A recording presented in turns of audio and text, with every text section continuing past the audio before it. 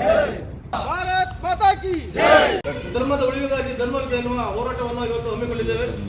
ಈ ಹೋರಾಟದಲ್ಲಿ ಪಟ್ಟ ಮಂಡಲದ ಅಧ್ಯಕ್ಷರಾದಂತಹ ಲಕ್ಷ್ಮಣ ನಾಯ್ಕ ಅವರು ಉಪಸ್ಥಿತರಿದ್ದಾರೆ. ಅವರಿಗೆ ಎಲ್ಲರ ಪರವಾಗಿ ಸ್ವಾಗತವನ್ನು ಕೋರ್ತಾ ಇದ್ದೇನೆ. ಆಂಧ್ರ ಪ್ರದೇಶದಲ್ಲಿ ಇರತಕ್ಕಂತಹ ತಿರುಪತಿಯನ್ನ ನಮ್ಮೆಲ್ಲರ ಅನನ್ಯ ಶ್ರದ್ಧಾ ಕೇಂದ್ರ, ಅದನ್ನು ಪವಿತ್ರತೆಗೊಳಿಸುವಂತಹ ಪ್ರಯತ್ನವನ್ನು ಮಾಡುವುದು. ಈ ಧರ್ಮ ಶ್ರದ್ಧಾ ಕೇಂದ್ರಗಳನ್ನೇ ಗುರಿಯಾಗಿಟ್ಟುಕೊಂಡು ಅದರ ಪಾವಿತ್ರ್ಯತೆಯನ್ನು ಹಾಳು ಮಾಡತಕ್ಕಂತಹ ಈ ಷಡ್ಯಂತ್ರಗಳು ಇವತ್ತು ಕರ್ನಾಟಕದ ನಮ್ಮ ಮನೆಯ ಬಾಗಿಲಿಗೆ ಬಂದು ನಿಂತಿದೆ.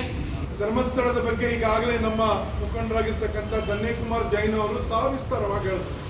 ನಮ್ಮ ಶ್ರದ್ಧಾ ಕೇಂದ್ರ ಬಗ್ಗೆ ಕಳೆದ ಅನೇಕ ವರ್ಷಗಳಿಂದ ನಡೀತಕ್ಕಂಥ ದೌರ್ಜನ್ಯ, ಅದರಲ್ಲೂ ಈಗ ಒಂದು ವರ್ಷದಲ್ಲಿ ಹತ್ತಿರ ಯಾವ ರೀತಿ ಧರ್ಮಸ್ಥಳದ ದೇವಸ್ಥಾನಕ್ಕೆ ಅಪಚಾರ ಮಾಡುವಂತ ಕೆಲಸ ಇವತ್ತು ಒಂದು ತಂಡ ತೊಡಗಿರ್ತಕ್ಕಂಥದ್ದು ನಿಜವಾಗ್ಲೂ ಖಂಡನೀಯ.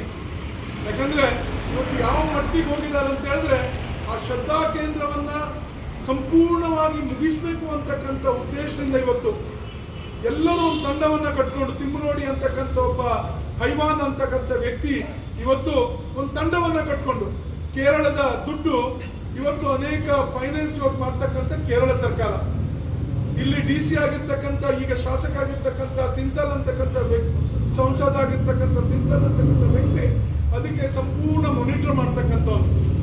ದುರಂತ ಅಂತ ಹೇಳಿದ್ರೆ ಬೇರೆ ಬೇರೆ ರಾಜ್ಯಗಳಿಂದ ವ್ಯಕ್ತಿ ಇವತ್ತು ಧರ್ಮಸ್ಥಳಕ್ಕೆ ಕರಿನೆರಳನ್ನು ಹಾಕುವಂತ ಕೆಲಸ ಇವತ್ತು ಮಾಡ್ತಕ್ಕಂಥದ್ದು ದುರ್ದೈವ ಅಂತಕ್ಕಂಥ ಮಾತನ್ನ ಈ ಸಂದರ್ಭಕ್ಕೆ ಹೇಳಲಿಕ್ಕೆ ಬಯಸ್ತೇನೆ. ಯಾವಾಗ ಗುಂಡಿ ತೋಡುವ ಕೆಲಸಗಳು ಆರಂಭವಾಯಿತು, SIT ಇಂದ ತನಿಖೆ ಆರಂಭವಾಯಿತು, ನಿಜವಾಗಿಯೂ ಕೂಡ ಏನು ನಡೀತು ಅಲ್ಲಿ ಅಥವಾ ಏನು ಆಗ್ತಾ ಇದೆ ಮುಂದೆ ಪುರಾಣ, ಅದರ ಹಿಂದೆ ಯಾರಿದ್ದಾರೆ ಅನ್ನೋದು ಗೊತ್ತಾಗ್ತಾ ಹೋಯಿತು.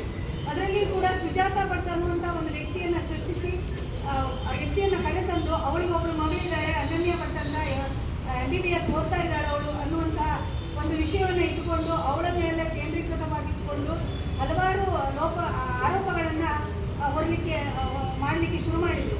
ಆದರೆ ಅನನ್ಯ ಭಟ್ ಅನ್ನುವಂಥ ಒಂದು ವ್ಯಕ್ತಿಯೇ ಇಲ್ಲ, ಅವಳಿಗೊಂದು ಮಗಳೇ ಇಲ್ಲ ಅನ್ನುವಂಥದ್ದು ಜಗಜ್ಜಾಹೀರಾಯಿತು.